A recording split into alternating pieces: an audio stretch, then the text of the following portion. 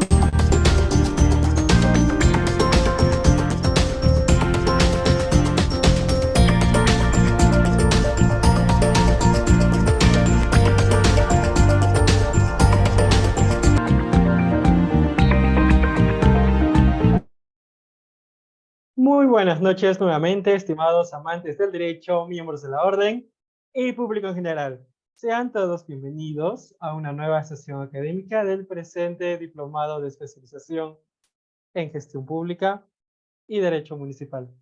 Estimados colegas, después de un fin de semana largo, nos reencontramos el día de hoy. Algunas dudas y preguntas se van a absolver en este momento. Reitero, les habla Edison Alarcón, y a nombre de ebook 360, líderes capacitando a los futuros jueces, fiscales y abogados litigantes, les doy la más cordial bienvenida a una nueva sesión académica del presente Diplomado de Especialización. Estimados colegas, el punto número 1, ya se han difundido el link de asistencia y los materiales, tanto por WhatsApp como los medios correspondientes, a fin lo puedan revisar y hacer un excelente seguimiento de la ponencia del día de hoy. A manera de introducción, recordarán, abordamos en las dos últimas sesiones de la mano de el doctor Emerson Chávez Panduro y de la mano del doctor Johnny Luis Fajardo Díaz sobre las consecuencias de un inadecuado manejo o una inadecuada gestión pública en el Perú, lo cual se plasmaba, por un lado, tanto desde el punto de vista fiscal, con el doctor Johnny Luis Fajardo Díaz, y tanto desde el punto de vista de la defensa pública del Estado, plasmada a través del doctor Sergio Emerson Chávez Panduro. En ambas lecciones, que también ya están disponibles, y también se encuentran disponibles los resúmenes, en ese sentido, estimados colegas, se han aprendido importantes lecciones, pero ello nos lleva a pensar y a sentar las bases para actualizar y para darle una relativa importancia trascendente a la moral, las buenas costumbres y la ética. Y en esa línea, estimados amantes del derecho, comprometidos con su capacitación constante, el día de hoy abordaremos la ética en la gestión pública. Y para tal finalidad, nos acompaña el día de hoy la doctora Carolina Castillo Prochaska. Así es, estimados amantes del derecho, el día de hoy nos acompaña nuevamente la doctora Carolina Castillo Prochaska. La doctora es abogada titulada por la Universidad Peruana de Ciencias Aplicadas UPC, especialista en regímenes laborales del sistema administrativo de gestión de recursos humanos del Estado y régimen disciplinario de la Ley 30057, Ley del Servicio Civil. Asimismo, la doctora es magíster en gerencia pública, coautora del libro Manual del Régimen Disciplinario y Sancionador, y en ese sentido, el día de hoy nos va a acompañar un amante del derecho con una notable trayectoria a través de el presente tema, la ética en la gestión pública. Muy buenas noches, estimada doctora Carolina Castillo Prochaska. Un gusto tenerla nuevamente aquí en ebook 360, de la mano del Ilustre Colegio de Abogados del Callao y del Ilustre Colegio de Abogados de Huánuco. Le doy la más cordial bienvenida. Puede empezar cuando usted guste. Adelante, doctora. Muy buenas noches. Buenas noches, Edison. Muy buenas noches con todos y todas.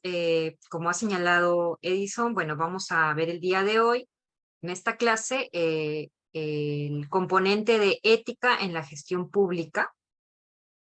Les voy a agradecer a todos que puedan participar en esta capacitación, en esta clase, con sus comentarios, con sus experiencias y preguntas para que sea mucho más enriquecedora y podamos todos llevarnos mucho más conocimiento para poder aplicarlo en el día a día, en nuestro trabajo y en nuestra labor diaria, ¿no? No solamente como servidores públicos, sino también como ciudadanos, ya que nosotros también somos ciudadanos.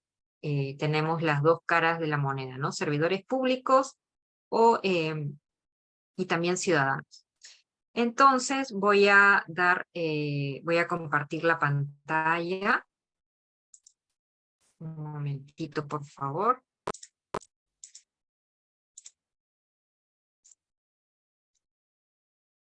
Vamos a ver el día de hoy algunos videos que nos van a ayudar a reflexionar sobre esta temática. Bien, vamos a ver en primer lugar qué es la ética pública, luego unas definiciones sobre corrupción y cuáles son los elementos de la debilidad institucional que han sido identificados, ¿no? Que generan o, digamos, podrían ser el origen de este flagelo que es la corrupción. Luego vamos a ahondar un poco en lo que es la integridad pública, ¿no? Este concepto nuevo que ha empezado a ser usado incluso en normas que están siendo aprobadas, ¿no? Por el Congreso. Luego vamos a revisar un poco los ejes de la política y plan nacional y lucha contra la corrupción. Y finalizando, vamos a revisar el código de ética de la función pública y cómo lo podemos aplicar en el día a día en nuestras labores como servidores públicos. Bien, entonces vamos a dar inicio. En primer lugar, lo que tenemos que comprender es qué es la ética pública, ¿no? En realidad, en principio, el primer término es ética, ¿no? ¿Qué se entiende por ética? Bueno, en primer lugar debemos entender que esta en realidad no es una ciencia, ¿no? Como podemos observar en esta lámina, la ética es una disciplina filosófica que se diferencia de la ciencia en cuanto a que la ciencia tiene una metodología con una perspectiva de observador, sin juicios de valor, es bastante neutra. En cambio, justamente la ética busca reflexionar sobre la vida cotidiana, sobre los elementos, valores de las sociedades y de los distintos grupos de profesionales y las labores que estos profesionales realizan en el día a día, en sus labores, ¿no? Entonces, esa es la principal, digamos, principal diferencia entre la ética y la ciencia, ¿no? La ética busca, es una disciplina filosófica, no es una ciencia, que busca la reflexión filosófica. La ética y esta reflexión filosófica puede ser realizada por cada uno de nosotros, no tenemos que ser estudiantes de filosofía o haber estudiado la carrera de filosofía para reflexionar sobre la ética, ¿no? Que la encontramos todos los días en nuestra vida como ciudadanos y nuestra vida como servidores públicos. Es importante también hacer la distinción entre la ética y la moral. Por un lado, la ética es la reflexión filosófica sobre los sentidos de las normas morales, ¿no? Cada grupo de personas, de sociedades, ¿no? Por ejemplo, en Perú somos un estado que tiene grupos de personas que se identifican por idiomas, por costumbres, ¿no? Por ejemplo, las personas quechohablantes, las personas aymaras, las personas que pertenecen a los grupos de lenguas originarias, ¿no? Todos ellos tienen un sistema de valores que se desprende de justamente el medio ambiente en el que se desempeñan, en el que se desenvuelven, y estos valores son los que inminentemente se vinculan a una comunidad, ¿no? Una comunidad de personas. Entonces, la moral está definida por este grupo de personas, por ejemplo, ¿no? En sociedades de África es permitido, ¿no? Es una costumbre, es un valor moral que la mujer sea una persona sumisa a las decisiones de su esposo. Por ejemplo, también está permitido moralmente en algunos países de África la ablación, ¿no? Del clítoris de la mujer y entre otras costumbres que para, por ejemplo, la sociedad peruana no es válido, ¿no? Por las costumbres morales en esos países es válido, sin embargo, en nuestro país no. Entonces, eso es lo que debemos distinguir, ¿no? Las reglas morales están ligadas a una comunidad, ¿no? Una comunidad de personas que comparten estos valores, ¿no? En cambio, la ética justamente es la que reflexiona sobre estos valores, sobre el sentido de estas normas morales, ¿no? Y puede compararlas, como lo estoy haciendo yo, ¿no? En este momento, respecto a las costumbres que tienen en otras sociedades, ¿no? Entonces, la ética busca discutir sobre estas razones por las cuales los seres humanos adoptamos estos sistemas de valores, ¿no? Hay distintos sistemas de valores y la ética lo que busca es la reflexión sobre estos valores morales. Ahora, como la ética busca reflexionar sobre la moral humana, ¿no? Debemos entender que la ética es una experiencia que se desarrolla, como lo venía diciendo, todos los días de nuestra vida, en nuestra labor cotidiana, ¿no? Entonces, en ese sentido, la ética, la reflexión ética, puede ser realizada por cualquier persona, no tienes que ser un filósofo para poder hacerlo, ¿no? El discernimiento entre lo bueno y lo malo lo hacemos todos los días y estamos ejerciendo ética, ¿no? Estamos haciendo un discernimiento ético. Entonces, la ética puede entenderse como un saber práctico sobre la mejor manera de vivir como seres humanos, ¿no? La ética busca esta reflexión filosófica para poder tener una convivencia, ¿no? Feliz entre todos los seres humanos. Este saber práctico puede ser explícito, expresado en palabras, o también puede ser expresado a través de acciones, ¿no? A través de nuestro comportamiento, ¿no? Entonces, como vamos a ver más adelante, el Código de Ética de la Función Pública, que es una ley, ¿no? Establece ciertos parámetros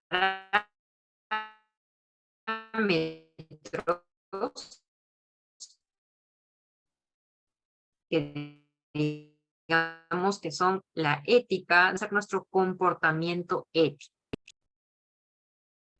Ahora, es importante identificar también que la ética es aplicada a las distintas ramas de la vida diaria, así como de las profesiones, como les estaba comentando. Por ejemplo, podemos identificar ética de la entre cuando una persona es miembro de una empresa privada, ¿no? Es socio de una empresa.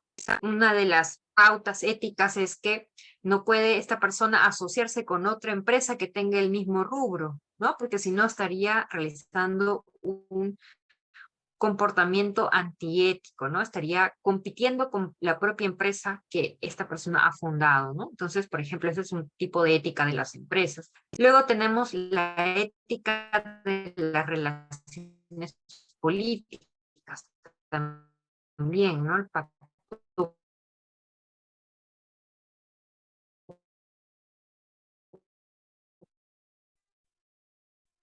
ético de los grupos políticos, el movimiento de sus labores, ¿no? De sus labores de comunicación hacia la sociedad.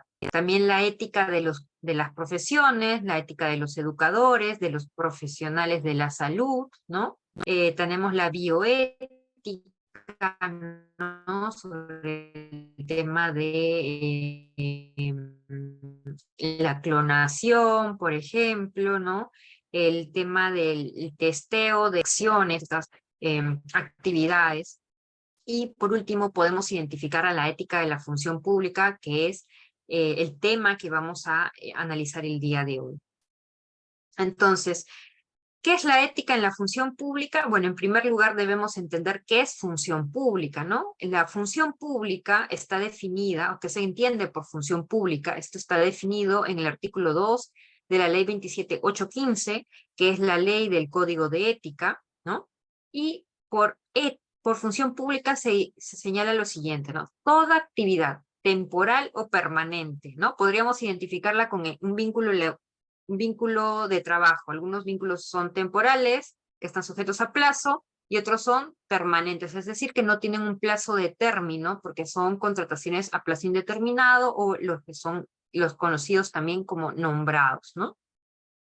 También ejerce función pública aquella persona que realiza labores remuneradas o aquella que realiza labores ad honorem, es decir, que no recibe una contraprestación por sus servicios y que es realizada a nombre o a servicio de las entidades de la administración pública en cualquiera de sus niveles jerárquicos, ¿no? Desde un auxiliar, desde el personal de limpieza, ¿no? Que realiza la gestión de los residuos sólidos de las municipalidades, el serenazgo, el personal que realiza el servicio de vigilancia, ¿no? El serenazgo, todos ellos ejercen función pública. ¿Por qué? Porque prestan su servicio, ¿no? A una entidad de la administración pública que finalmente se debe a los ciudadanos, ¿no?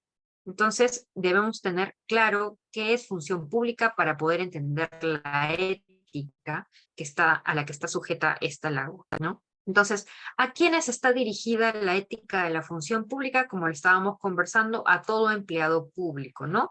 Hay unas clasificaciones de acuerdo al régimen laboral que ya lo hemos visto en otras sesiones de este diplomado, ¿no? Por ejemplo, tenemos que se entiende por empleado público, servidor civil, a los funcionarios, a los llamados servidores de los distintos grupos ocupacionales, ¿no? Y sea este, como mencionaba, contratado, nombrado, designado a un cargo de confianza o electo por votación popular, como los alcaldes, los regidores, a todos ellos les aplica la ética de la función pública. No importa el nivel jerárquico que ocupe la persona que presta servicios al Estado, incluso el presidente de la República está sujeto al Código de Ética de la Función Pública. Los congresistas están sujetos a la ley del Código de Ética de la Función Pública, ¿no? No distingue por nivel jerárquico ni por tipo de vínculo con el cual prestas el servicio a la administración pública. Todos están sujetos a las pautas que establece el Código de Ética. Ahora, es importante entender, ¿no?, en el marco de la ética en la función pública, que la administración pública, digamos, para trabajar en la administración pública, tienes que tener algunos saberes, ¿no? Por un lado, el saber técnico, ¿no?, que en algunos casos se evalúa con exámenes de conocimiento para ingresar a la administración pública, ¿no? Y, por ejemplo, como este diplomado, ¿no?, que lo que intenta es que ustedes adquieran conocimiento, ¿no?, conocimiento técnico en lo que es gestión municipal, ¿no?, derecho municipal, o también lo que es gestión pública. Entonces, para prestar servicios en la administración pública, en las diversas entidades o empresas públicas, hay algunos componentes. Por un lado, como decíamos, los saberes técnicos, pero por otro, hay un componente ético y también un componente político, ¿no? El componente político se basa en la estructura democrática, ¿no?, en la que estamos, todas las entidades se basan, tienen normativa que indica cómo se estructura una entidad pública, cómo se elige a sus autoridades, por ejemplo, los alcaldes elegidos por votación popular, igual que los regidores, y ellos tienen un estamento, es decir, una jerarquía. Luego viene el gerente municipal, por ejemplo, ¿no?, que es elegido por el alcalde, es designado por el alcalde, y que también tiene el gerente municipal que tener un componente político y un saber técnico para poder hacer adecuadamente sus gestiones, digamos, la gestión institucional de la municipalidad. Pero también es importante el componente ético, porque nos va a dar la pauta de cómo es que debemos comportarnos, ¿no?, para poder realizar este componente político, es decir, ejecutar las acciones que por competencia le corresponden a la municipalidad, acompañado de los saberes éticos, ¿no? Entonces, por eso que este diagrama nos ayuda a entender dónde se ubica el componente ético en el accionar diario de las entidades públicas y de los servidores que prestan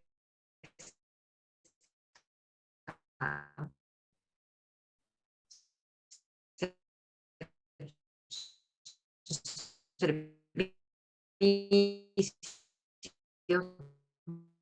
¿no?, íntimamente relacionados de hostigamiento laboral, hostigamiento sexual, no incurrir en actos, no recibir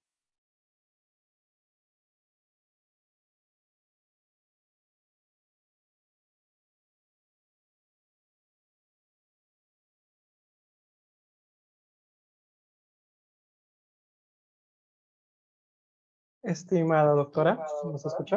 también se había bloqueado el audio. Voy a volver a compartir nuevamente. De acuerdo, doctora, ¿Ahora no se se ve? preocupe. Sí, ya se ha vuelto a ver su pantalla. A ver un momento. Ya, entonces voy a apagar la cámara un momento para que podamos continuar.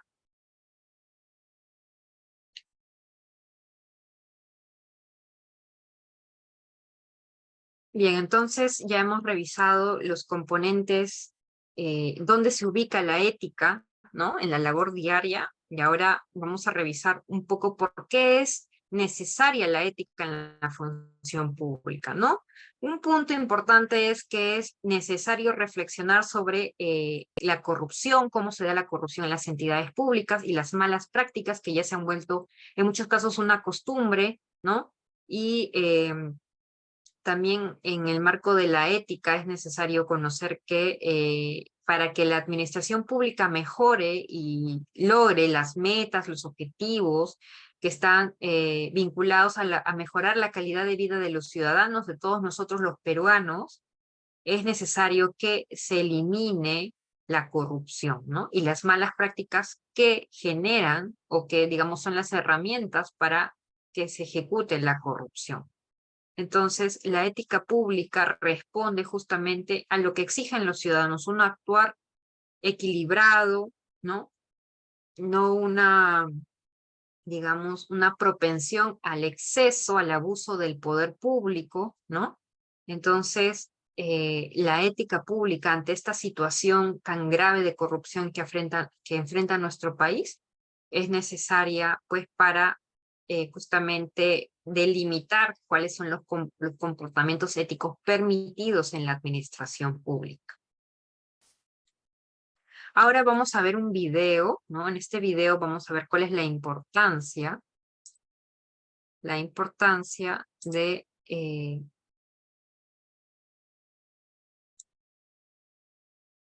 la ética.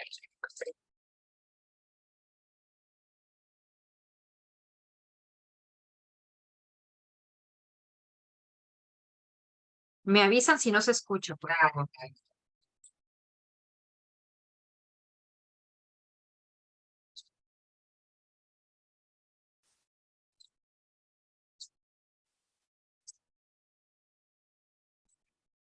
Estimada doctora, comentándole de que no se escucha el audio del video. No se escucha. Ya, vamos a ver.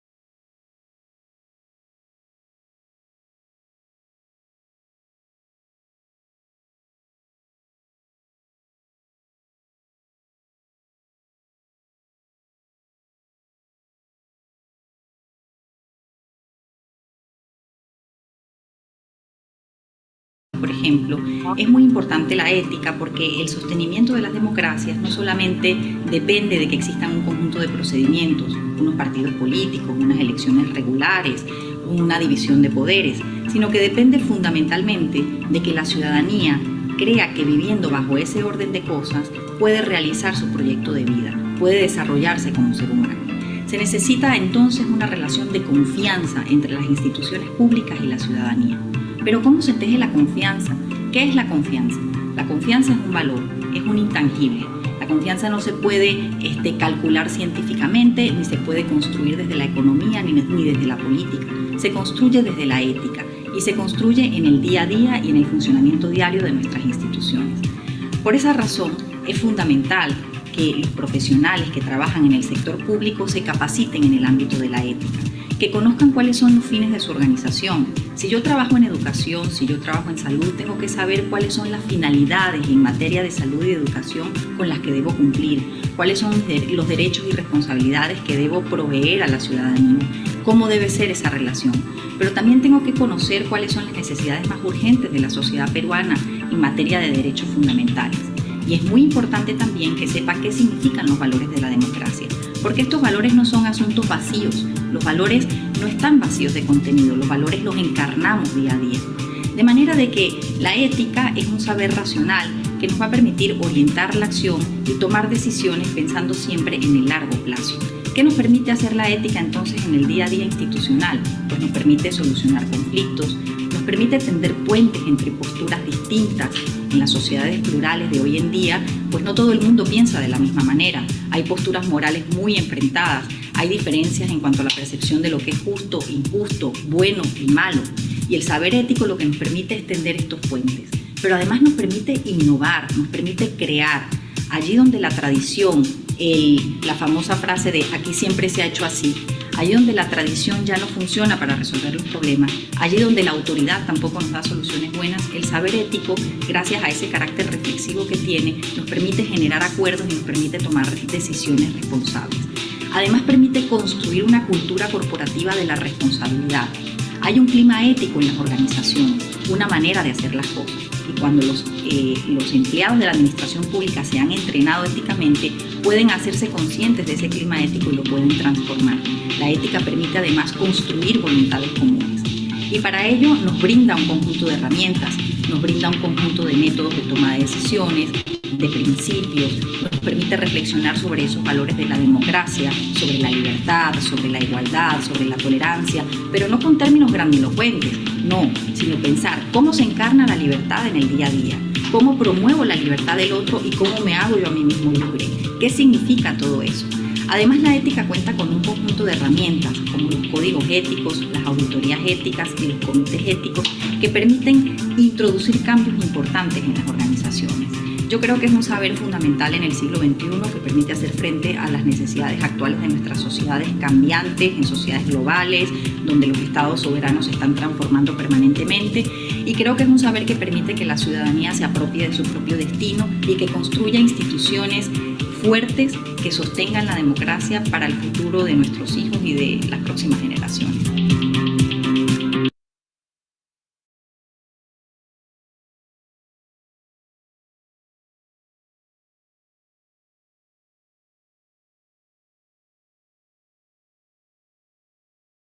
Bien, entonces, habiendo revisado un poco lo que indica la doctora Daniela Gallegos,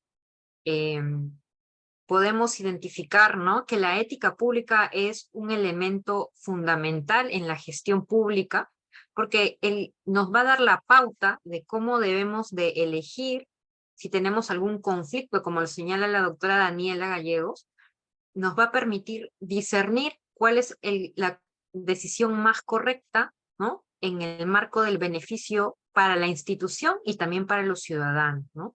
Entonces, la ética nos va a dar, la ética en la función pública, nos va a dar justamente el camino, la pauta que debemos de adoptar para un adecuado desempeño en la gestión pública, ¿no? Ahora,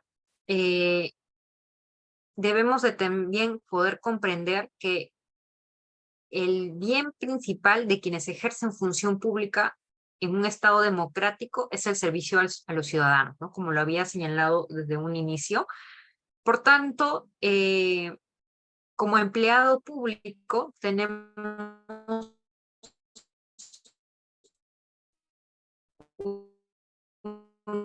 una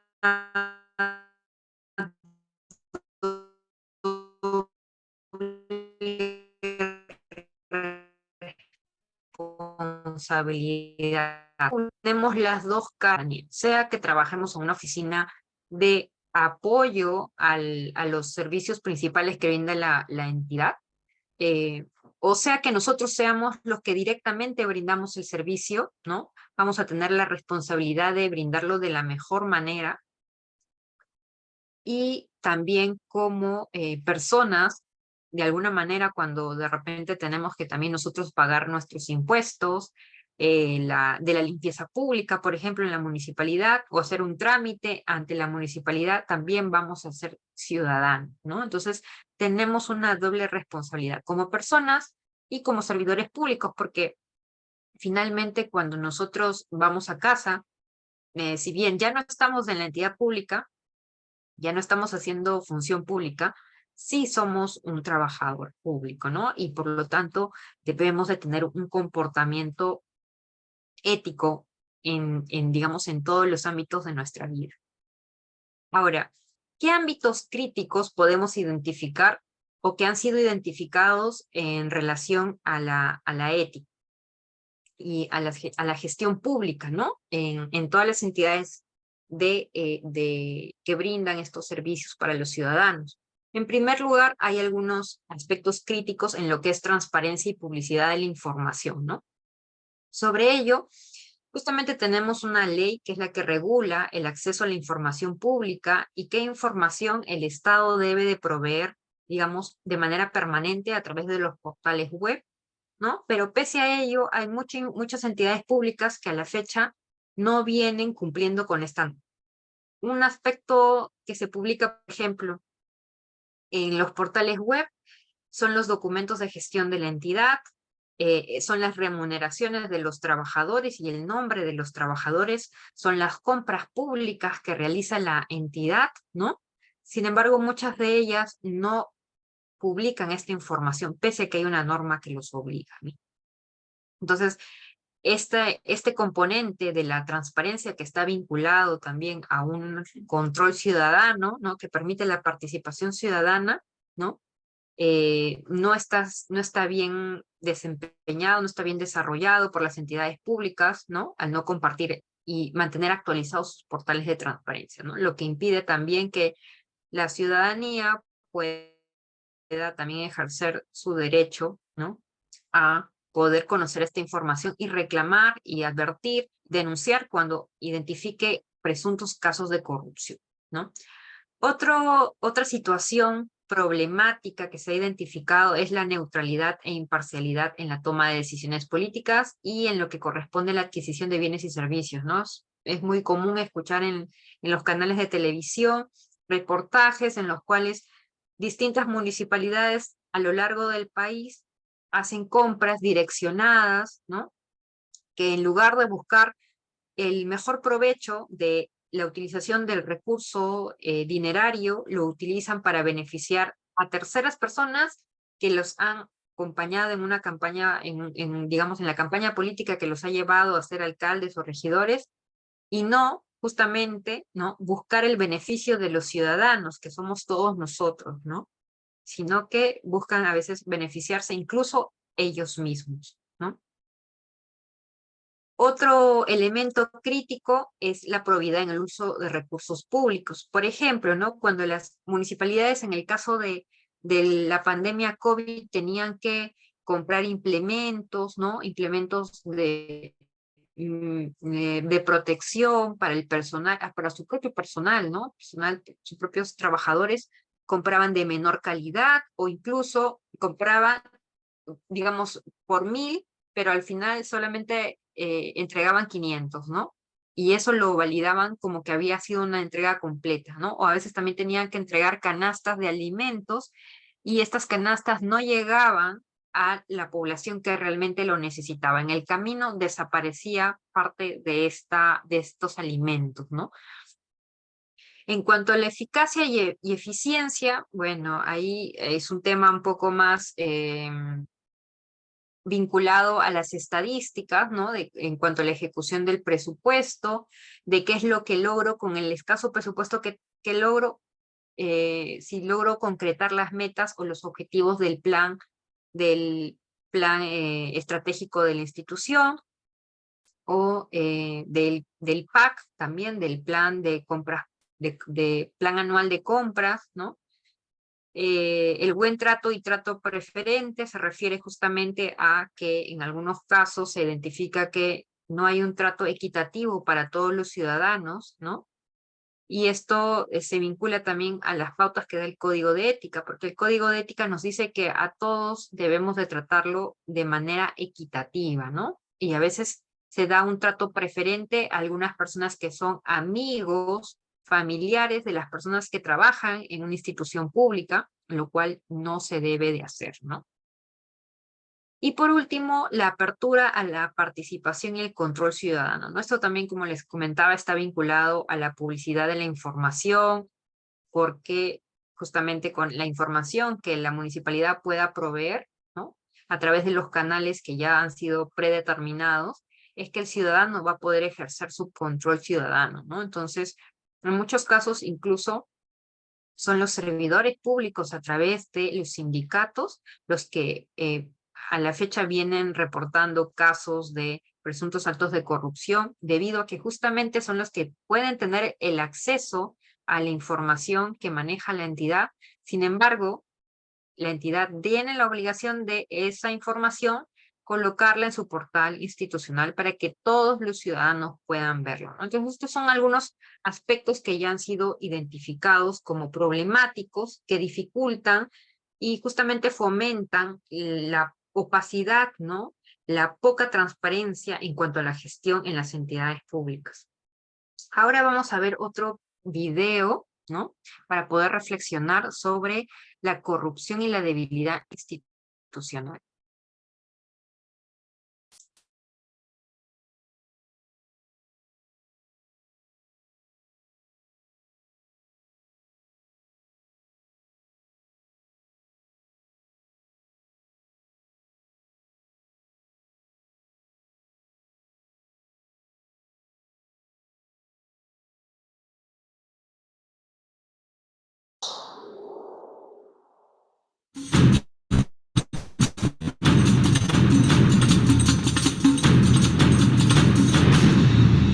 Hola, soy Marcos Cueto y estoy en el Instituto de Estudios Peruanos, donde junto con el Instituto de Defensa Legal acabamos de publicar este excelente libro de Alfonso Quirós, Historia de la corrupción en el Perú. Alfonso Quirós fue un destacado historiador económico peruano y latinoamericano que escribió libros y artículos notables sobre la historia económica del siglo XIX y el siglo XX. Y en los últimos 10 años se dedicó a investigar el flagelo de la corrupción. Y él escribió este libro pensando en responder a una gran pregunta: ¿por qué el Perú no se había desarrollado más? ¿Por qué no había aprovechado mejor sus épocas de crecimiento económico? Y para él, no la única, pero la principal respuesta es por la corrupción sistémica. Usa esa palabra con mucho cuidado, la corrupción que atraviesa el Estado peruano y que impide de que existan reglas claras, igualdad de oportunidades,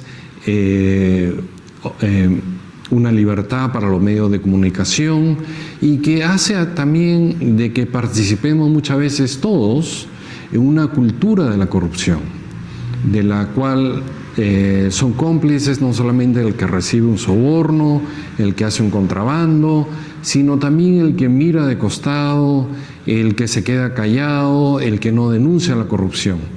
Este libro viene a ser parte de una discusión actual en el Perú sobre el problema de la corrupción y sobre las oportunidades que tenemos en el futuro de no pensar en la corrupción como un mal necesario, de la oportunidad que tenemos de pensar en promover una cultura de transparencia, de ética, de valores dentro del Estado, en los colegios, en las universidades, y también de controles dentro del Estado para penas mayores por los actos de corrupción.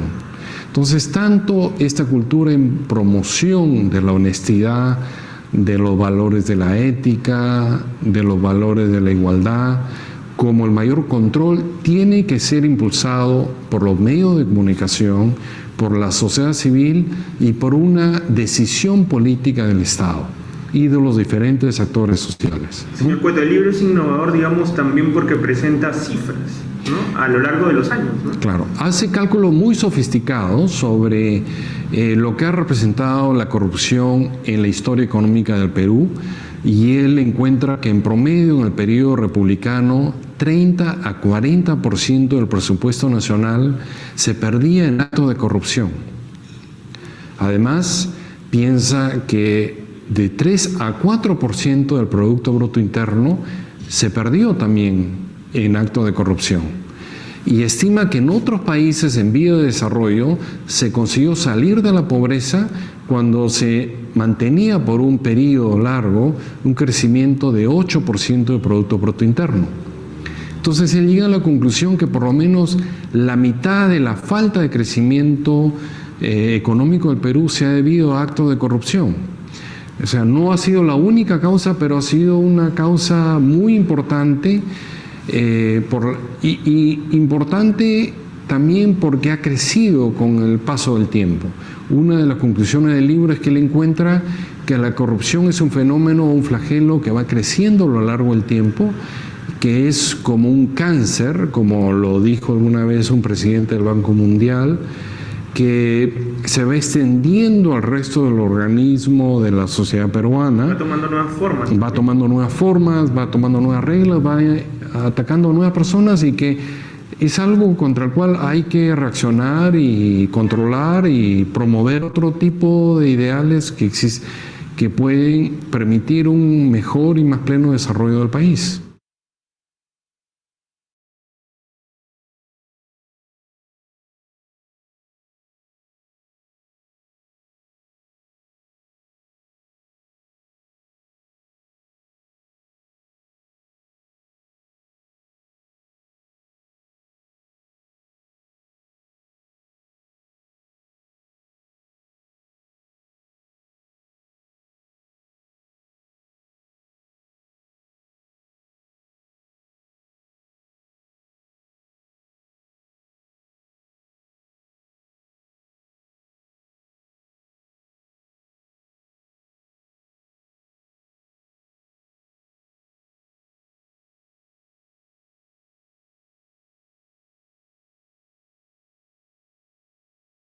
Bien, como habíamos podido observar en este video, ¿no?, hacen mención al libro Historia de la Corrupción en el Perú, ¿no? Y este libro es muy importante porque hace un recuento desde la época, pues, virreinal, luego la republicana, ¿no?, cómo la corrupción ha ido avanzando en nuestro país, en nuestra cultura, en la forma de gobernar de las personas que logran alcanzar cargos públicos, ¿no? Y que finalmente sus decisiones poco éticas, y por decirlo menos, han llevado a que gran cantidad del presupuesto público sea, digamos, incorporado en el patrimonio de personas ajenas al Estado, ¿no? Sea de ellos mismos o de terceros, han sido beneficiados por distintas formas de la extracción del presupuesto público, ¿no? Y que finalmente perjudica a todos nosotros como ciudadanos porque no se puede utilizar ese dinero finalmente para lo que estaba destinado, ¿no? Que eran los servicios públicos, de repente la mejora de las carreteras, brindar el servicio de agua potable a las personas, a las viviendas que están más alejadas, o la mejora en el servicio de alumbrado público, por ejemplo, o el recojo de basura, ¿no?, que es algo que nos involucra a todos, nos toca directamente a todos, ¿no? Entonces, este libro se los recomiendo mucho que lo puedan leer porque nos ayuda a identificar cuáles han sido las modalidades de corrupción en nuestro país, ¿no?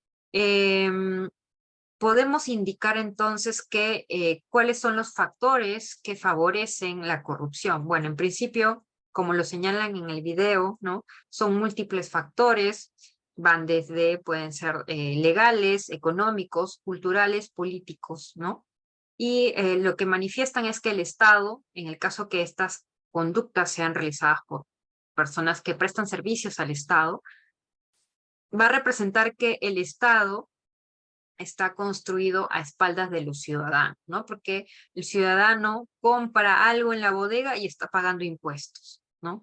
Así compremos un sol, es un 20% de ese sol va para el Estado. Entonces, el ciudadano todos los días contribuye al Estado y el Estado le da la espalda, ¿no? Le da la espalda haciendo mal uso de ese recurso público, ¿no? Como les mencionaba, ¿no? Y este recurso público lo utilizan como si fueran recursos propios, ¿no? Debemos recordar que un trabajador del Estado, un servidor público, es un servidor, ¿no? No es dueño del puesto, no es dueño del presupuesto de la entidad, ¿no? Y los alcaldes, los regidores, los funcionarios, los jefes, gerentes, no son dueños del presupuesto que manejan, sino son administradores, ¿no? Entonces, eso debe de quedarnos claro para en el día a día poder ejercer de mejor manera nuestras labores en una institución pública, ¿no? Otro elemento que ha sido identificado es que en el Perú los partidos políticos son muy frágiles, ¿no? Con lo cual la democracia en muchos casos, e incluso en la coyuntura que estamos viviendo, no puede ser defendida, ¿no? No puede mantenerse en pie en muchos casos, ¿no? Entonces, ese es un elemento también que ha sido identificado, ¿no? Tenemos partidos políticos débiles que no defienden los valores, los pilares sobre los cuales se ha fundado ese partido político, ¿no? Otra situación que ya abarca más que nada a la cultura de los peruanos, digamos de alguna manera, y que no debería ser no debería ser la regla, es que se vive la cultura de la impunidad, ¿no? Representada a través de la viveza, ¿no? El que le saca, de repente, un sencillo a un taxista, por ejemplo, el policía, ¿no? Que le pide una coima al taxista para no ponerle una multa, es vivo, ¿no?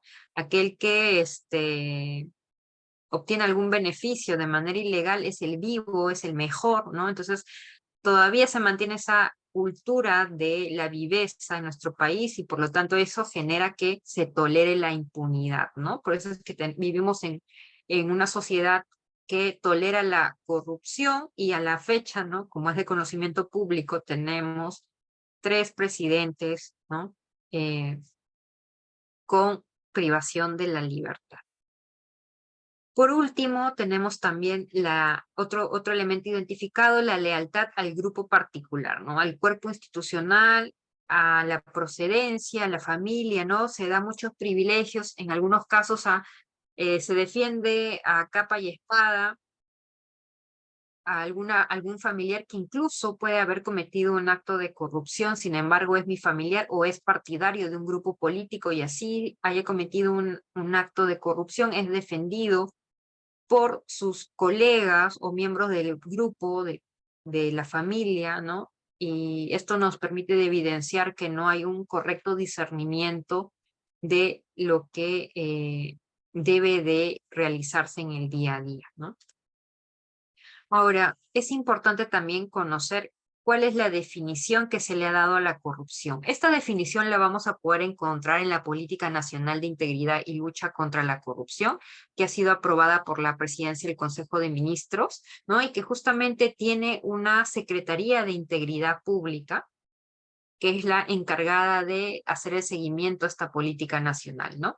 En el caso de la corrupción, esta ha sido definida como el mal uso del poder público o privado para obtener un beneficio indebido. Con esto queremos resaltar que la corrupción no solamente se da en las entidades públicas, sino también puede darse en las instituciones privadas, ¿no? En las empresas. Para obtener un beneficio indebido, económico o no económico, o una ventaja, sea esta directa, es decir, la recibe la misma persona, o la recibe un tercero de manera indirecta, por agentes públicos, es decir, por personas que trabajan en una institución pública, por agentes privados, trabajan en instituciones privadas, empresas privadas, o ciudadanos, ¿no? Vulnerando los principios y deberes éticos, normas y derechos fundamentales, ¿no? En muchos casos, la corrupción va a afectar los derechos fundamentales, como, por ejemplo, ¿no? Cuando en un hospital no se compran las medicinas, o si se compran, estas medicinas desaparecen, ¿no? De los almacenes de la institución de salud, ¿no? Y finalmente se afecta el derecho a la salud de los ciudadanos, de los peruanos, porque no logran acceder a la medicina que les puede salvar la vida, ¿no? Entonces, de esa manera se afectan los derechos fundamentales. Podemos identificar también que tenemos, en cuanto a algunos elementos que configuran la corrupción, ¿no? El concepto de corrupción, hay un sujeto con una calidad especial que es el funcionario servidor público. Tenemos un sujeto que actúa abusando de este ejercicio de la función pública, que ya lo hemos definido, y un sujeto que actúa subordinando el interés público a su interés particular, ¿no? Entonces, esos van a ser elementos característicos que van a identificar a un servidor público que está cometiendo actos de corrupción, ¿no? Tiene la calidad o la condición de prestador de servicios a una entidad pública, actúa abusando de esa, digamos, condición que le ha sido otorgada, de las funciones que desempeña por el cargo al cual se le ha designado o ha ingresado por concurso público, y privilegia el interés particular, es decir, un beneficio, sea para él o para un tercero, contra lo que debería ser el beneficio para los ciudadanos. Tenemos aquí un cuadro que nos permite identificar los tipos de corrupción en el Perú, ¿no? Podemos identificar una primera columna, que es la del ámbito penal, y otra que es del ámbito administrativo, ¿no? ¿Y cuáles son los tipos de corrupción?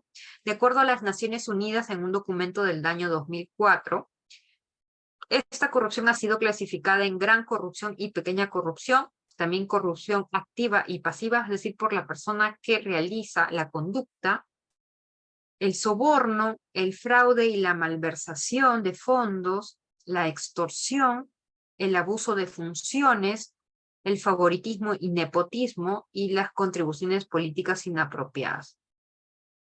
En el caso de la gran corrupción y pequeña corrupción, esta depende, ¿no?, efectivamente, de cuántas personas participan y del volumen del tráfico del presupuesto público. Por ejemplo, en el ámbito penal puede ser configurado en un delito de peculado, un delito de colusión, malversación de fondos, tráfico de influencias o enriquecimiento ilícito, ¿no? En el ámbito administrativo es el incumplimiento del deber de cautelar los bienes del Estado y el conflicto de intereses. En lo que es corrupción activa y corrupción pasiva y el soborno, ¿no?, que en el ámbito penal se le denomina cohecho, podemos encontrar el cohecho activo, genérico y específico. El cohecho transnacional, aquel que se desenvuelve entre países, por ejemplo el caso Odebrecht, ¿no?, en el cual se recibieron sobornos del país de Brasil o también de Estados Unidos, provinieron los recursos a Perú. Y en el ámbito administrativo, ¿no?, el soborno, por ejemplo, puede ser identificado como una ventaja indebida, ¿no? Es decir, el funcionario servidor público recibe una ventaja indebida por hacer o dejar de hacer una función que le ha sido asignada, ¿no? En lo que es fraude y malversación, bueno, en el tipo penal se denomina malversación o peculado, es decir, por ejemplo, peculado de uso, es decir, hacer uso de bienes que han sido entregados por el cargo que corresponde a la persona, es decir, de repente al gerente municipal se le asigna un vehículo, y este vehículo es justamente para realizar sus labores como gerente público, sin embargo lo utiliza para de repente realizar viajes los fines de semana, ¿no?, viajes particulares, ahí habría peculado de uso, por ejemplo. En el ámbito administrativo, el fraude puede ser recibir doble remuneración del Estado, que es una prohibición, el incumplimiento del deber de cautelar los bienes del Estado, es decir, por ejemplo, se le asigna justamente un vehículo, ¿no? Un vehículo para uso exclusivo en el ejercicio de sus funciones y esta persona lo alquila los fines de semana para obtener un beneficio extra, ¿no? Podría alquilar el vehículo. Por ejemplo, también tenemos el caso de favoritismo y nepotismo. En el ámbito penal se va a llamar tráfico de influencias y en el ámbito administrativo se denomina nepotismo. También configura un conflicto de intereses, ¿no? Porque, por ejemplo, el alcalde no podría designar a un funcionario público que sea su familiar, ¿no? No puede designar a un hermano, a la esposa, a los hijos, no pueden ser funcionarios de la misma institución, ¿no? Podrían trabajar sí en el Estado, pero en otras entidades públicas. Bien, ahora, ¿cuáles son las consecuencias de la corrupción? Las consecuencias de la corrupción están ligadas de alguna manera, ¿no?, a la afectación a los derechos fundamentales, ¿sí? Por un lado, disminuye el crecimiento y el desarrollo económico del país, ¿no? Efectivamente, esto debido a que el presupuesto que debía ser utilizado para obras públicas o para brindar servicios a la ciudadanía, servicios de salud y otro tipo de servicios, pues ese dinero ya no va a existir, no va a estar en la arca pública para que pueda ser correctamente utilizado para los objetivos que había sido previsto, ¿no? Y de esta manera, al no ejecutarse y trasladarse a una esfera privada, un patrimonio particular privado, ya hay una afectación, ¿no?, justamente a estos servicios y como consecuencia, pues como les había comentado, los derechos fundamentales. Desestabiliza la gobernabilidad democrática, perdón, y es causa de conflictos sociales y políticos, ¿no? Como hemos visto y en nuestra sociedad vemos que en muchos casos la prensa difunde distintos casos de actos de corrupción, por ejemplo, ahora últimamente, ¿no?, el caso de las congresistas que han estado solicitando que los trabajadores les den parte de su remuneración, ¿no?, les entreguen parte de su remuneración para distintos gastos que corresponden a las decisiones de la congresista, ¿no? Entonces ahí hay un tema de enriquecimiento indebido por parte de estos funcionarios públicos, ¿no? Y también son actos de corrupción. Todo ello genera una desestabilización en cuanto a la confianza que tiene la ciudadanía respecto a estos representantes de los ciudadanos, ¿no?, que son los congresistas.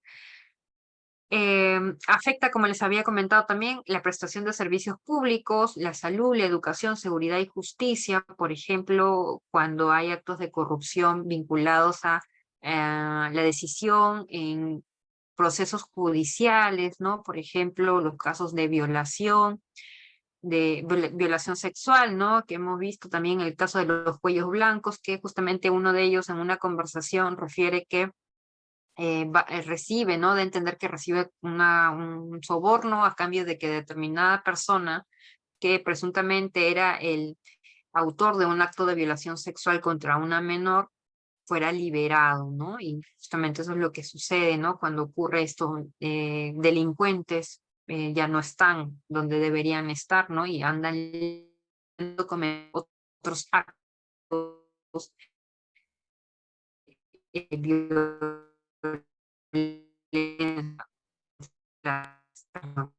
¿no? Información que se puedan comentar de alguna u otra manera de las personas con menos recursos, ¿no? Porque de repente una persona que tiene recursos, bueno, no va al hospital, ¿no? No va a ir al hospital porque tiene los recursos para comprar la propia medicina, pero aquellos que no tienen el dinero para comprar medicina, pues se van a quedar sin ella y posiblemente puedan empeorar su salud o puedan fallecer. Ahora, en el marco de la Política Nacional de Integridad y Lucha contra la Corrupción, se ha identificado una mirada preventiva, ¿no? Entonces, tiene componentes basados en comportamientos éticos que lo que buscan es reflexionar, ¿no?, sobre estas conductas y enfrentar los actos de corrupción. Entonces, hay un digamos, hay una mirada preventiva que busca procesos de reflexión y formación de personas, ¿no? Como por ejemplo ustedes que están asistiendo a este curso, que busca también reformar los sistemas de gestión institucional a través de, por ejemplo, las políticas internas de ISOs antisoborno o la implementación del sistema de control interno, que es una norma que se debe de aplicar en todas las entidades públicas, a través de cambios normativos. Se han producido cambios normativos en el Código Penal para sancionar conductas eh, penales, delitos penales, ¿no? Y, por ejemplo, también el establecimiento de mecanismos institucionales, como por ejemplo a través de la creación de la Oficina de Integridad Institucional que toda entidad pública debe de tener, ¿no? Y efectivamente, en el caso de los gobiernos locales, justamente ha habido una modificación el año pasado que ahora permite que el coordinador de la Oficina de Integridad sea designado por el comité, no, perdón, por el Consejo Municipal, ¿no? A través de una propuesta del alcalde. Ahora vamos a ver otro video que nos va a ayudar a reflexionar, ¿no? Sobre el comportamiento .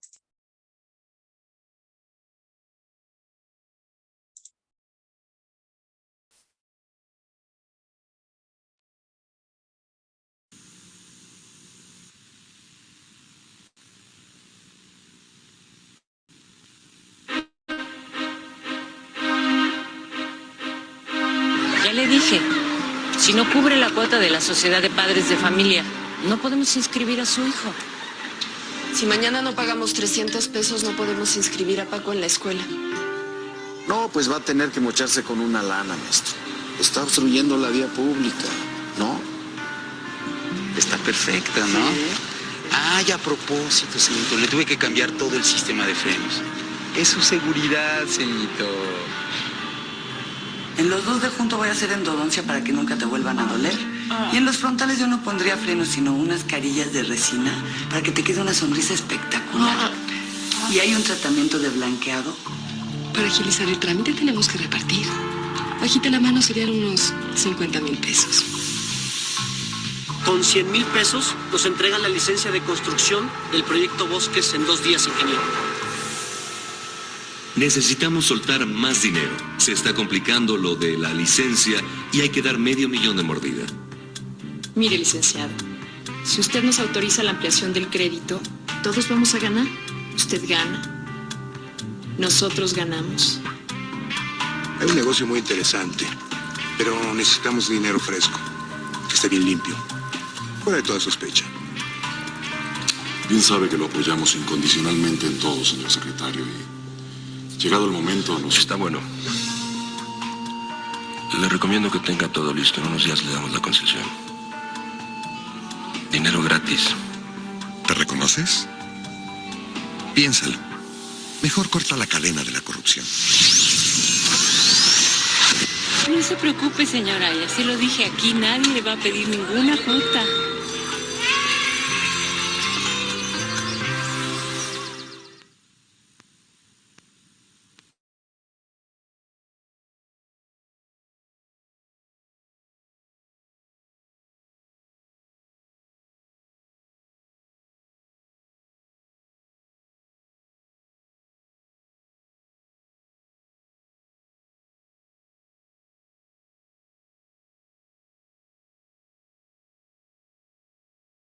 Bien, como hemos visto en este video, ¿no? Que como ustedes pueden identificar, hay muchos actores mexicanos. Es un video que ha sido elaborado en México, ¿no?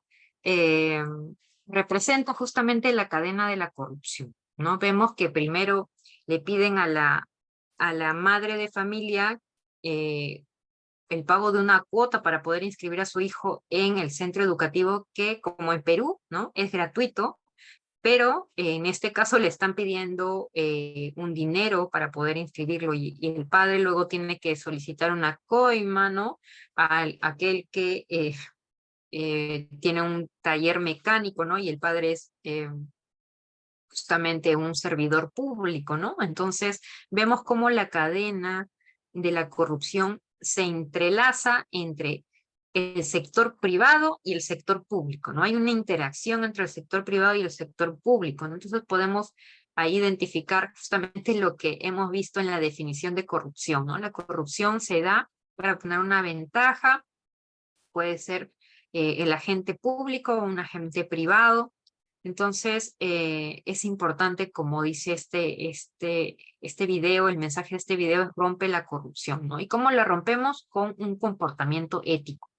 Y este comportamiento ético lo vamos a poder realizar aprendiendo y recordando las prohibiciones, los principios y los deberes del Código de Ética de la Función Pública. Ahora, vamos a recordar un poco, o vamos, a los que no lo conocen, vamos a aprender sobre el concepto de integridad, ¿no? La integridad es un término, como les había dicho al inicio de la clase, que se está utilizando mucho, ¿no? ¿Y por qué? ¿De dónde de dónde surge el término integridad? Bueno, como ustedes deben saber, Perú quiere ser parte de la OCDE, que es la Organización Internacional que reúne a distintos países desarrollados para la implementación de políticas públicas estándar, ¿no? De beneficio para todos los ciudadanos, ¿no? Y esta organización tiene digamos que unas pautas para que los países puedan ingresar a este grupo, ¿no? A este club de países desarrollados. ¿Cuál es esa pauta? Es que hay algunos componentes que los países deben de mejorar para que puedan cumplir con el puntaje necesario para ingresar a este grupo de esta organización de países desarrollados, ¿no? Y uno de estos componentes es la integridad. Perú se hizo una evaluación de los componentes de la integridad. Tenemos que Perú pueda mejorar estos componentes de integridad, es por eso que se ha creado pues la Secretaría de Integridad Pública, ya que maneja una política, digamos, un sistema funcional que es el sistema funcional de integridad, que se tiene que implementar en todas las entidades públicas y que tiene distintos componentes. La integridad entonces es entendida como el posicionamiento consistente y la adhesión a valores éticos comunes, así como el conjunto de principios y normas destinadas a proteger, mantener y priorizar el interés público sobre los intereses privados, ¿no? Entonces, la integridad está muy ligada y digamos que vincula a la ética con la gestión pública, ¿no? Porque justamente es la ejecución de estos valores éticos lo que nos va a permitir ser unas personas íntegras y tener una gestión pública con integridad, ¿no? Entonces, la integridad ahora está de moda, ¿no? Y hay muchas publicaciones que han sido elaboradas por la OCDE en el marco de este proceso de Perú en entrar a este grupo, ¿no? Entonces, vamos a poder ubicar de repente en la página web de la Secretaría de Integridad Pública o inclusive de la OCDE, ¿no? Estas publicaciones que podemos observar en el cual identifican, ¿no? Según cada país, los niveles de integridad que tiene, ¿no? Entonces, la Política Nacional de Integridad lo que busca es justamente que estas recomendaciones de la OCDE se puedan ejecutar, materializar en todas las entidades públicas, ¿no? Entonces, el objetivo de esta política es que las entidades públicas sean íntegras, transparentes, que practiquen y promuevan la probidad en el ámbito público, en el sector empresarial. Como hemos visto, el sector empresarial es muy importante y la sociedad civil, ¿no? Todos nosotros los ciudadanos, para garantizar la prevención y sanción efectiva de la corrupción a nivel nacional, regional y local con la participación activa de la ciudadanía, ¿no? Somos nosotros como ciudadanos y también como servidores públicos los que tenemos la mayor posibilidad de identificar estos supuestos o casos de corrupción que se podrían dar en una institución pública, ¿no? Entonces, por eso es que en esta definición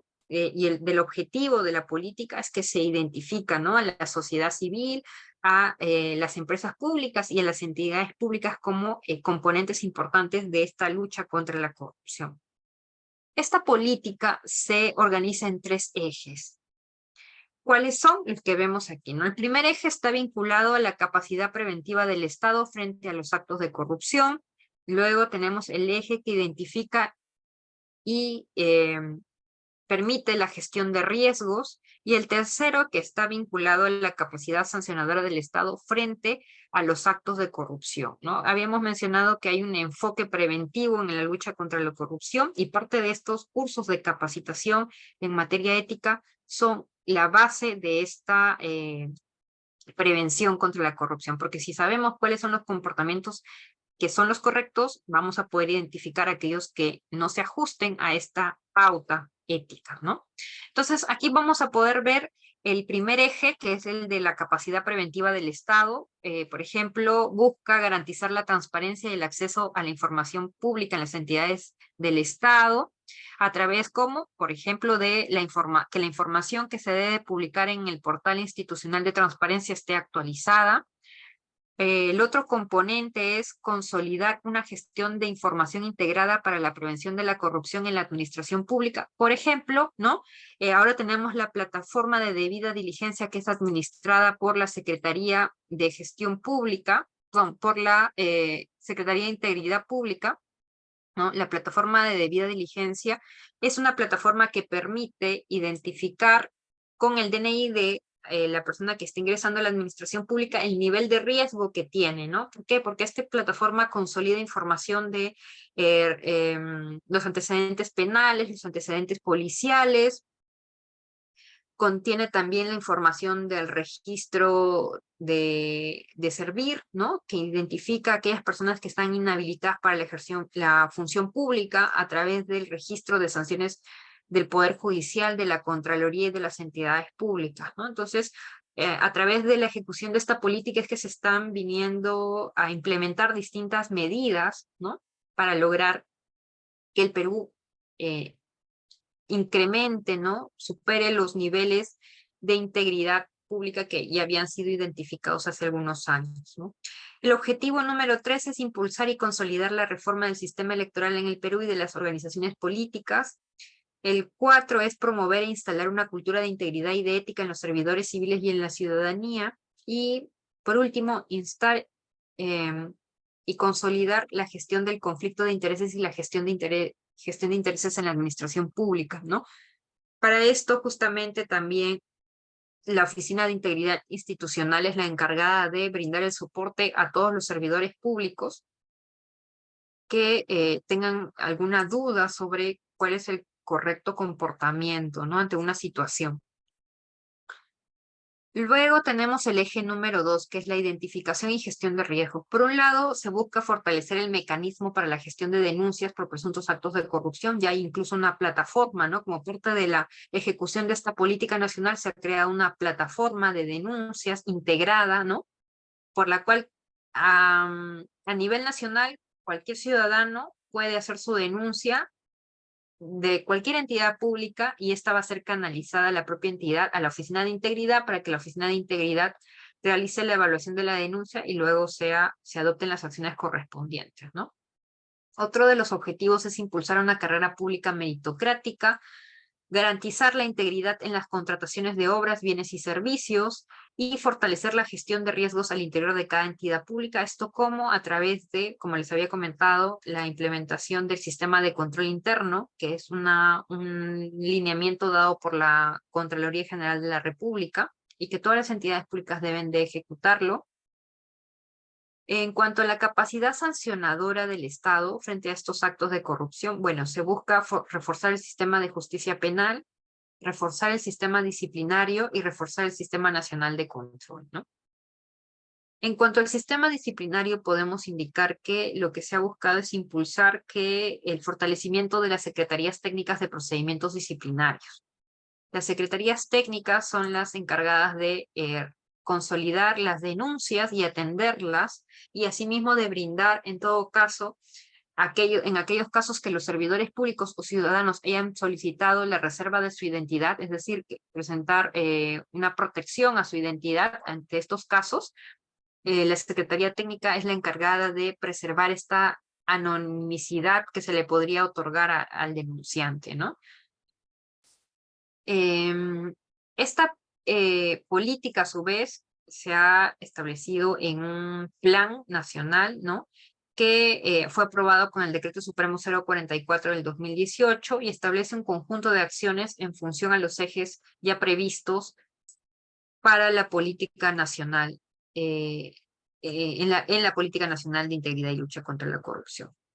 Este plan orienta sus acciones en 4 enfoques. El primero es un enfoque de priorización y implica la definición clara de medidas de corto, mediano y largo plazo según la relevancia y la posibilidad de ejecución e implementación. Luego tenemos el enfoque preventivo, ¿no? Este plan, que debe ser aplicado por todas las entidades públicas, tiene una mirada, un enfoque de fortalecimiento de valores y mecanismos de control. De valores a través de capacitaciones a los servidores públicos y mecanismos de control a partir de la implementación del sistema de control interno y otros mecanismos de control que pudieran implementarse de repente en algunas entidades a través de ISOs, ¿no? ISO de calidad, ISO antisoborno.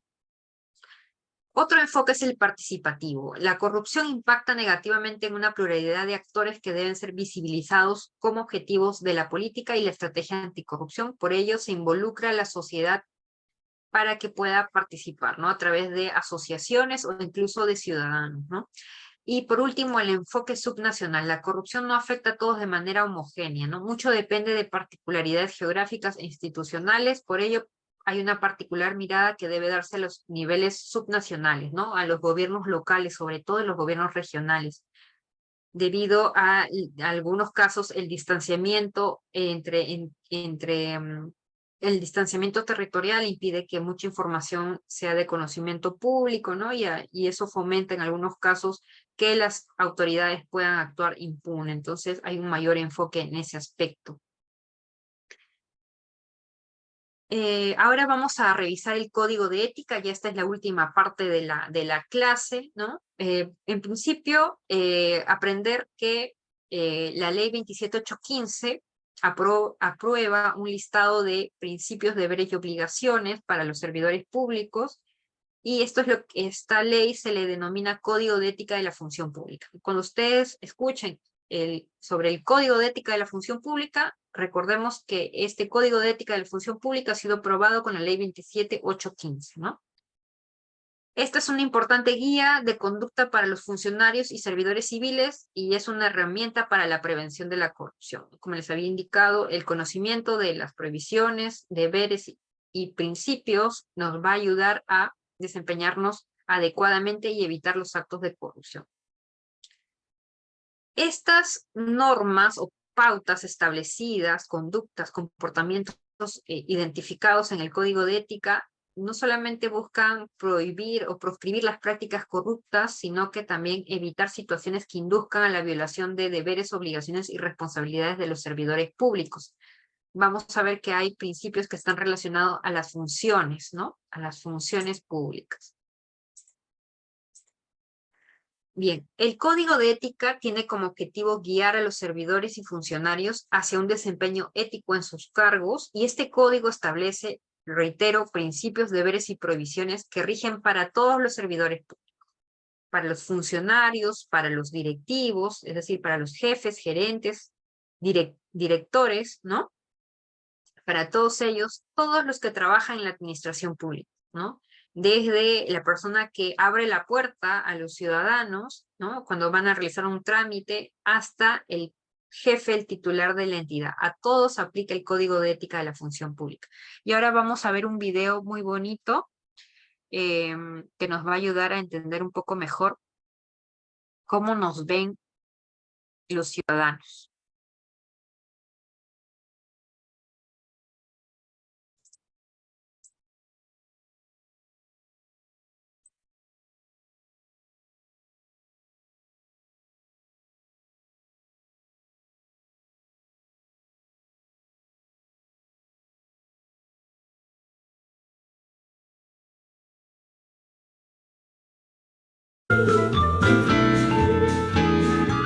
A ver, chicos, ¿en qué trabajan sus padres?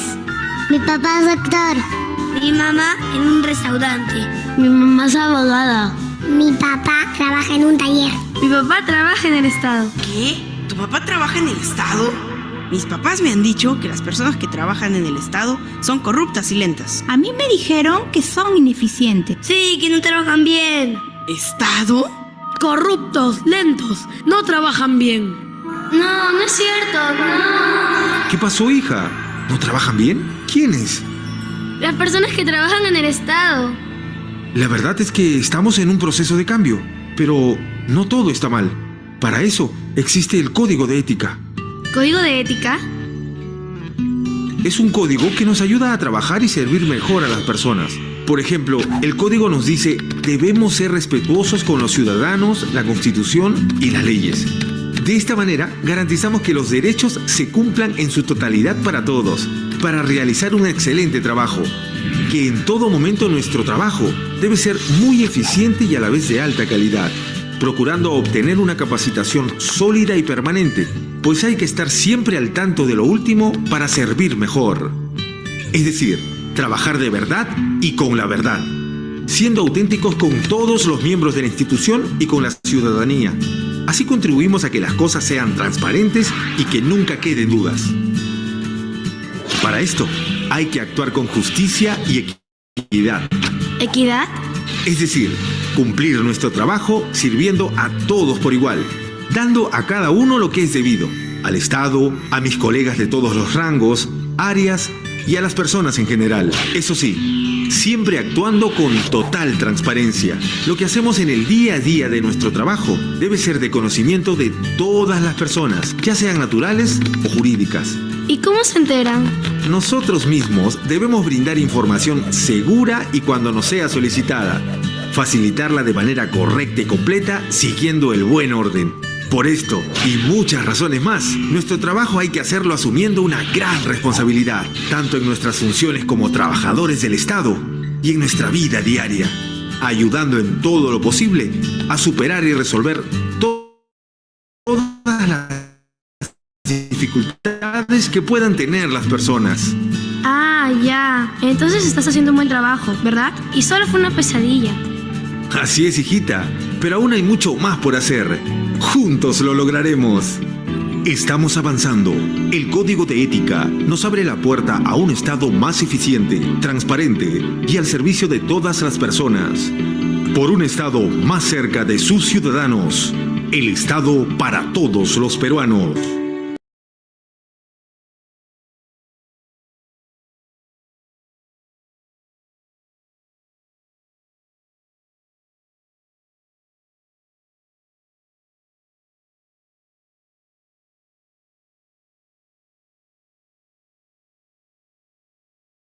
Bien, entonces este video nos ayuda a poder resumir, ¿no? Por un lado,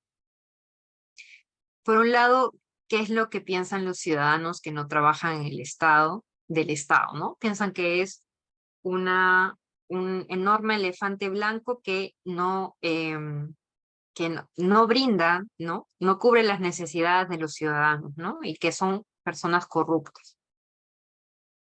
Sin embargo, como podemos ver, el Código de Ética nos da unas pautas de qué es lo que debemos entender por el comportamiento que debemos de tener cuando efectivamente realizamos nuestras labores como servidores públicos, ¿no? Entonces, ahora vamos a repasar un poco lo que señala el Código de Ética. Vamos a empezar con los principios éticos del servidor civil. El primero es el respeto, como podían ver en el video, ¿no? Respetar la Constitución, las leyes y respetar a los ciudadanos, ¿no? En el trato, digamos, también a nuestros compañeros de trabajo.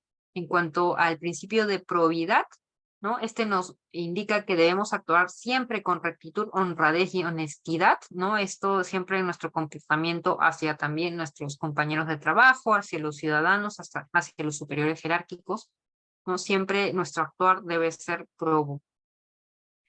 En cuanto a la eficiencia, el principio de eficiencia indica que los servidores públicos deben capacitarse permanentemente a fin de garantizar la calidad en la función pública, ¿no? Y esto, por ejemplo, lo podemos evidenciar cuando tenemos labores que directamente se vinculan con los ciudadanos, ¿no? Debemos siempre estar al día con la normativa, con los procesos que va a aplicar la entidad para brindar un mejor servicio al ciudadano. Debemos siempre estar capacitados. Luego tenemos el principio de idoneidad. El principio de idoneidad indica que se debe de contar con aptitudes técnicas, legales y morales esenciales para el ejercicio de la función pública. ¿Qué quiere decir esto?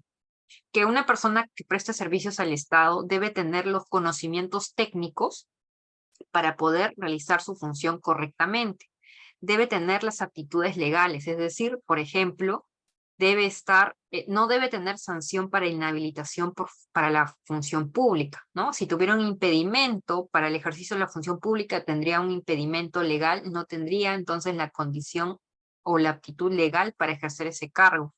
Y en cuanto a las aptitudes morales, se refiere justamente, ¿no?, a no tener que, pues, comportamientos que son, pues, justamente cuestionados por la sociedad, ¿no? ¿Y cómo podemos identificar si un comportamiento es o puede ser cuestionado por la ciudadanía? Ponernos en los zapatos de la ciudadanía, ¿no? ¿Cómo sería si yo, como ciudadano, estoy recibiendo el trato? De repente voy a que me atiendan en una municipalidad a sacar una licencia y la persona que me atiende, que me tocó que me atienda, justamente cuando me tiene que atender, se va al baño, ¿no? O se pone a hablar por teléfono, ¿no?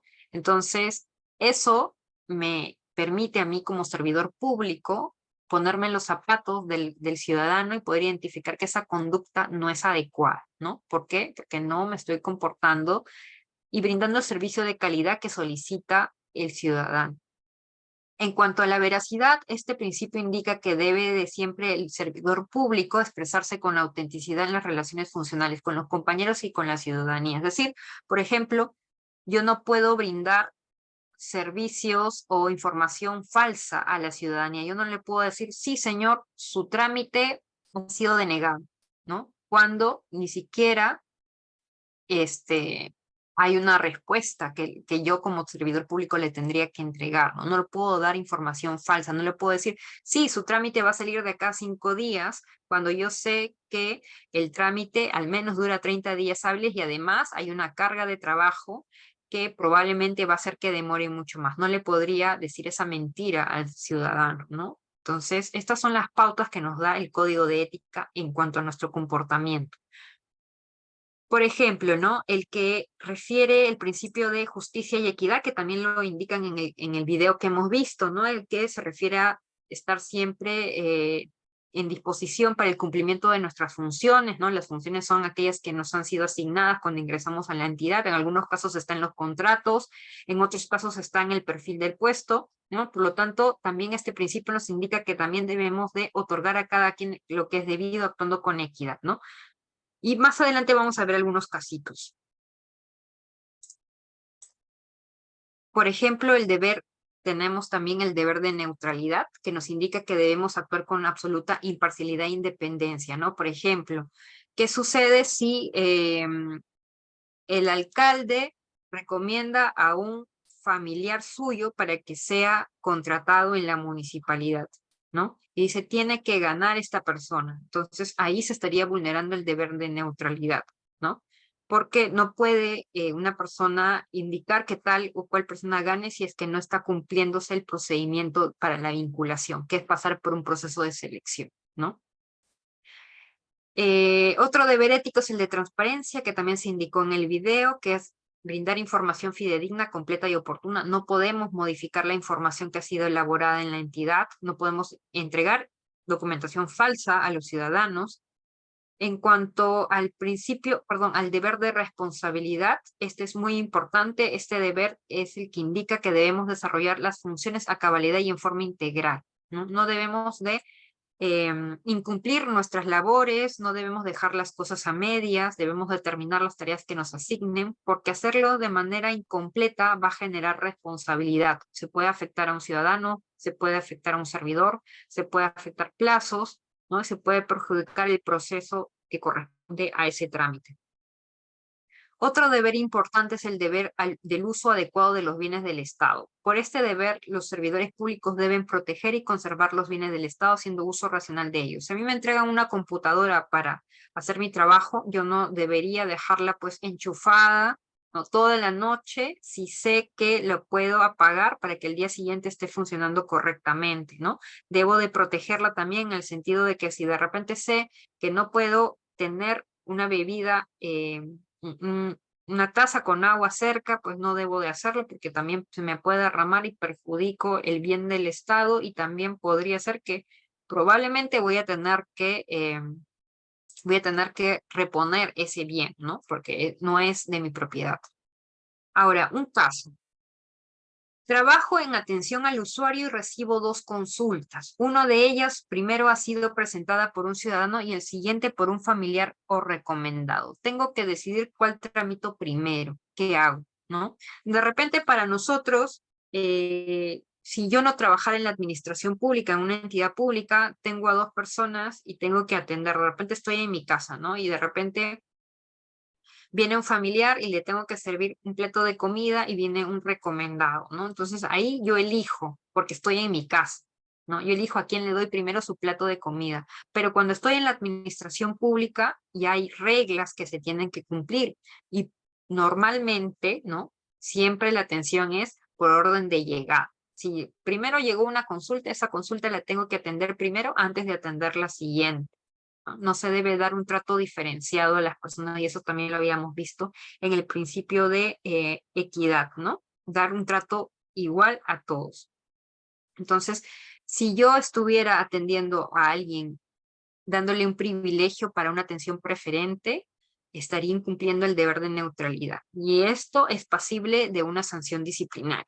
Todos los principios, deberes y prohibiciones del Código de Ética son susceptibles de un procedimiento disciplinario y de una sanción disciplinaria. Entonces es muy importante que aprendamos cuáles son estos deberes, prohibiciones para no cometerlos, ¿no? Otro caso, tengo que entregar un informe, pero juega la selección. ¿Qué sucede? Ahí tengo una duda, ¿no? ¿Qué tengo que hacer? Quiero irme para ver cómo juega la selección, pero también, por otro lado, tengo la responsabilidad de entregar este informe porque es el último día del plazo y si no lo elaboro, pues se vence el plazo y se genera una nulidad. Entonces, en el marco del deber de responsabilidad, voy a cumplir con presentar el informe, ¿no?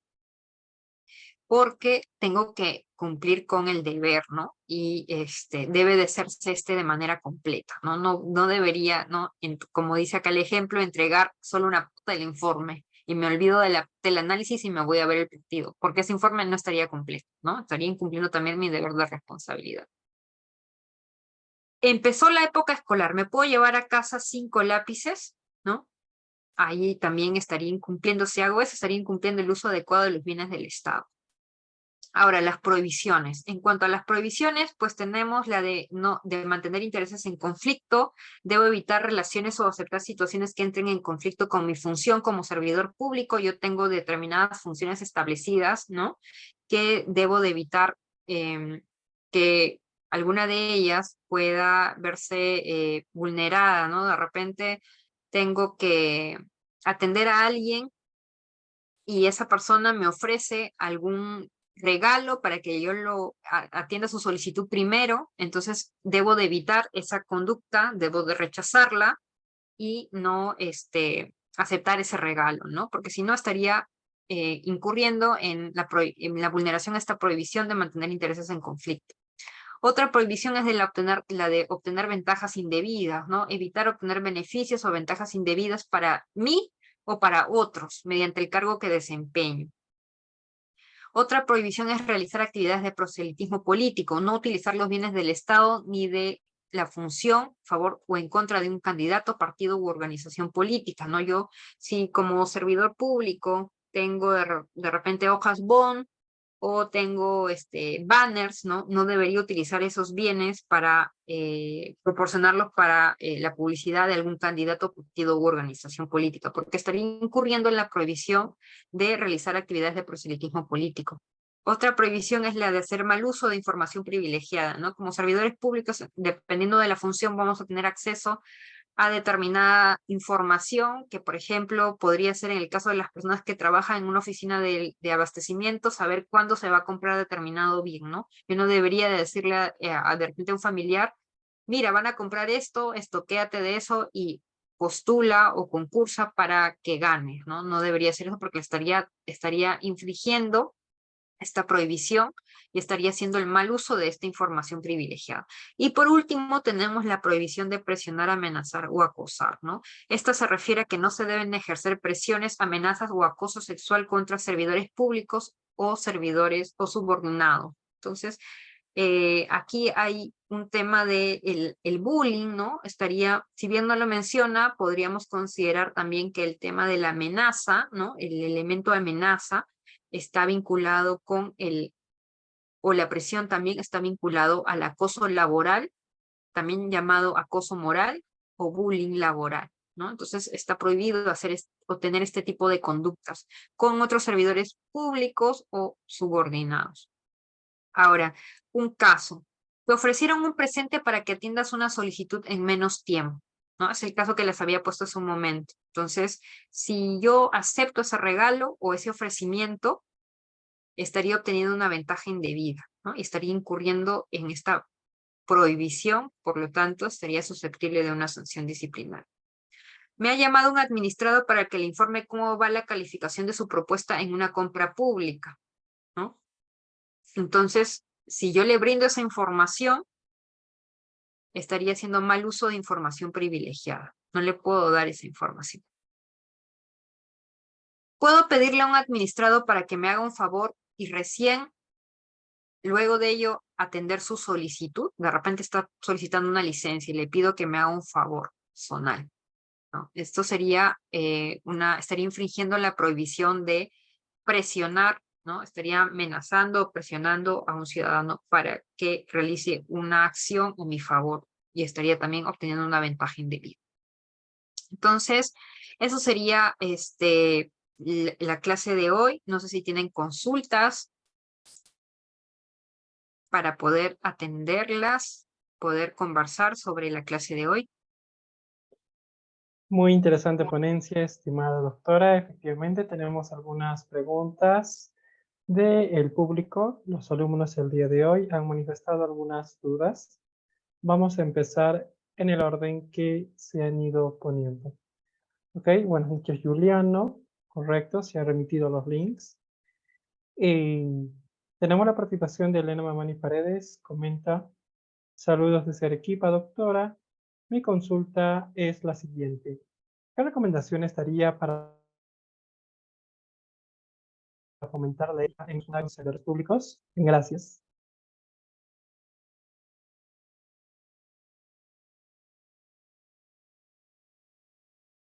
Bueno, en cuanto a las recomendaciones para que los servidores públicos puedan, digamos, aplicar la ética pública, básicamente es la capacitación, ¿no? Es tener, digamos, todos los días un recordatorio de cuál es el comportamiento ético que debemos de tener ante distintas situaciones, que constantemente revisemos el código de ética, porque en cualquier momento nos puede surgir una duda de cómo debemos actuar ante determinada situación, y esa situación puede encontrarse indicada justamente en el código de ética, y en caso que no tuviéramos la capacidad de resolver nosotros mismos acudiendo al código de ética, podemos acudir a la oficina de integridad, ¿no? Como había mencionado, toda entidad pública tiene una oficina de integridad. Entonces, justamente una de las funciones de la oficina de integridad es brindarnos el soporte ético ante estas situaciones o dudas que pudiéramos tener en un caso en particular, ¿no? Y recordemos que justamente la normativa de prevención de la corrupción permite que se realicen denuncias con la reserva de la identidad. También se pueden realizar denuncias de manera anónima, ¿no? No necesariamente tienes que dar tu nombre para hacer una denuncia. Entonces, la mejor recomendación que les puedo hacer es las capacitaciones, ¿no? La entidad tiene que brindar capacitaciones a los servidores públicos para que constantemente puedan ir interiorizando estos conceptos éticos, estos comportamientos éticos que nos indica la gestión pública. Ya lo escucharon, estimados colegas. Sigamos adelante. La alumna María Quispe Sánchez, buenas noches María, comenta una pregunta similar a la anterior. Comenta la alumna: felicitaciones por la ponencia, doctora. Saludos desde Puno. Una pregunta. ¿Cómo podemos, como sociedad civil, garantizar o hacer valer nuestros derechos a fin las nuevas autoridades y servidores públicos procedan con ética? Asimismo, mencionó algunos libros sobre ética. Por favor, si podría detallar de qué tratan o algún otro que recomiende. Gracias. Sí, bueno, sobre el tema de cómo fomentar la ética, bueno, ya lo había mencionado a través de capacitaciones, eso es lo primordial. Y en cuanto a materiales, ahora les voy a pasar por el chat un enlace donde ustedes pueden descargar. Hay un manual de ética que justamente ejemplifica cada uno de las provisiones, deberes y principios del Código de Ética, que nos ayuda a poder entender cómo aplicarlos en nuestro día a día. Les estoy compartiendo por el chat del Zoom este enlace y ustedes lo pueden descargar también. Les voy a compartir aquí, a ver, veamos.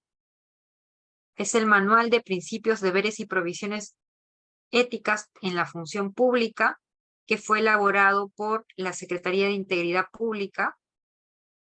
Ustedes pueden descargarlo. Y también les recomiendo los cursos de ética que brinda la Escuela Nacional de Administración Pública de Servir. Hay cursos que son gratuitos e incluso son totalmente virtuales, no están sujetos a un horario. Entonces ustedes pueden llevarlo los fines de semana y les dan una certificación.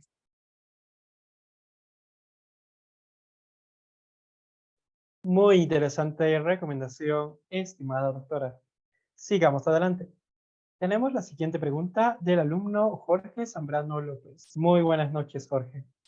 El alumno pregunta, doctora, ¿cómo combatir el nepotismo o favoritismo tan común en nuestros días, sobre todo con los nuevos alcaldes y gobernadores que han entrado y hacen lo que quieren en las entidades?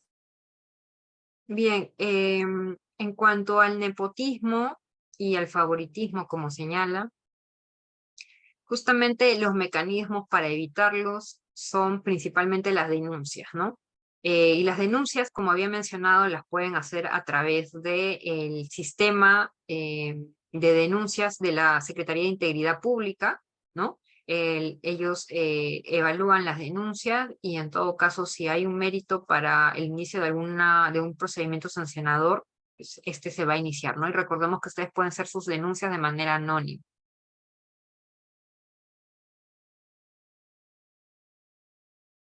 Bueno, muy interesante recomendación. Sigamos adelante. Para culminar la presente ponencia, tenemos la participación de la alumna Lilian Incarroca Tintaya. Muy buenas noches, Lilian. Comenta la alumna, buenas noches, doctora. A razón de su exposición y de los videos que nos ha mostrado, de los distintos factores que ocasionan la corrupción, ¿podría concluirse que deviene más de un tema cultural que económico? Vemos que en Latinoamérica han habido muchos casos de corrupción. ¿O en realidad es un tema de falta de liderazgo y gobernanza? Que yo leí en alguna vez en un artículo. Pregunta a la alumna, doctor. Sí, bueno, en este caso también yo puedo identificar, si bien he mencionado algunas causas, que algunas son básicas, ¿no? Y la cultura de la viveza, como había mencionado, es la principal en mi opinión, ¿no? Que genera el inicio de la corrupción, ¿no? Si nosotros tenemos un comportamiento ético, por más que tengamos un interés económico, vamos a poder valorar y discernir qué es lo mejor para nosotros y qué es mejor para la sociedad, ¿no? Y en ese sentido, la conclusión sería que ante una situación de duda, siempre se debe buscar el bien social, ¿no? Y no el beneficio privado. Entonces, si yo tengo una cultura ética en mi familia, en la sociedad, se va a disminuir grandemente el porcentaje de actos de corrupción, ¿no? Y efectivamente coincido en que un tema cultural, el tema cultural es, digamos, uno de los elementos básicos que originan los casos de corrupción en nuestro país.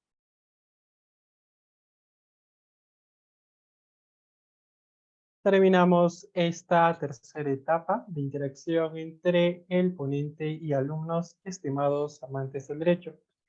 Dado este momento, llegado a este punto, estimados colegas, miembros a la orden de los ilustres colegios de abogados de Tacna, de Puno, Callao, Huánuco, que nos han acompañado en esta sesión académica de este segundo diplomado de Gestión Pública y Derecho Municipal, comentándoles que hemos llegado al final de la ponencia, esperando haber cumplido las expectativas de los alumnos. Agradecemos a nuestra invitada especial el día de hoy, la doctora Carolina Castillo Prochaska, abogada titulada por la Universidad Peruana de Ciencias Aplicadas, UPC, especialista en regímenes laborales del sistema administrativo de gestión de recursos humanos del Estado y régimen disciplinario de la Ley 30057, Ley del Servicio Civil. Asimismo, la doctora Carolina Castillo Prochaska es magíster en gerencia pública, coautora del libro Manual del Régimen Disciplinario y Sancionador por Responsabilidad Funcional en el Sector Público de la editorial Gaceta Jurídica. Una profesional con más de 9 años de experiencia en el sector público y privado, con una trayectoria impecable y que el día de hoy nos ha ilustrado con la ponencia sobre la importancia de la ética en la gestión pública. Muchas gracias, estimada doctora Carolina Castillo Prochaska, por habernos acompañado nuevamente el día de hoy y haber contribuido en la búsqueda de la excelencia profesional de los futuros jueces, fiscales y abogados litigantes. Muchas gracias, doctora. Hasta la próxima. Buenas noches con todas y todos. Hasta luego. Hasta luego, doctora. Y bien, estimados amantes del derecho, gracias también a ustedes por su compromiso en capacitarse constantemente. Nos estamos reencontrando este jueves con la ponencia correspondiente. Se despide de ustedes Edison Arcón a nombre del equipo académico de ebook 360, líderes capacitando a los futuros jueces, fiscales y abogados litigantes. Nos vemos en clase, colegas. Hasta la próxima. Cuídense. Bye.